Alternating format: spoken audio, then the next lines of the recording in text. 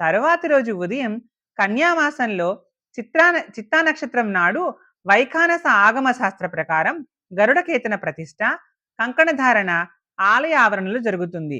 దేవాలయం బయట చుట్టూ అష్టదిక్కుల్లోనూ బలిని వేస్తూ మలయప్ప స్వామి దేవేరీ సమేతుడై పరివార దేవతలతో ఊరేగుతుండగా అష్టదిక్పాలకులు బ్రహ్మోత్సవాలకు ఆహ్వానింపబడతారు. ఈ విధంగా అందరు దేవతలను బ్రహ్మోత్సవాలకు ఆహ్వానించిన తరువాత మలయప్ప స్వామి తిరిగి ఆలయంలోకి వస్తారు.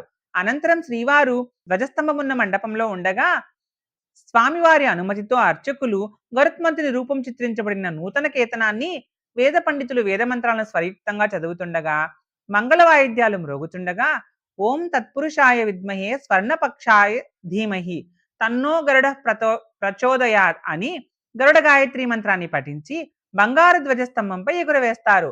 ఈ ధ్వజారోహణ ఉత్సవం కన్నుల పండువగా వైభవంగా జరుగుతుంది.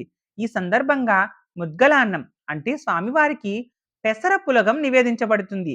ఈ ప్రసాదాన్ని స్వీకరిస్తే సంతానం లేని స్త్రీలు సంతానవతులవుతారని ప్రజలకు ఒక విశ్వాసం.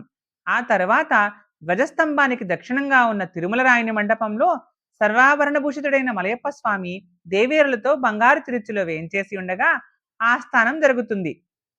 ఓం నమో వెంకటేశాయ.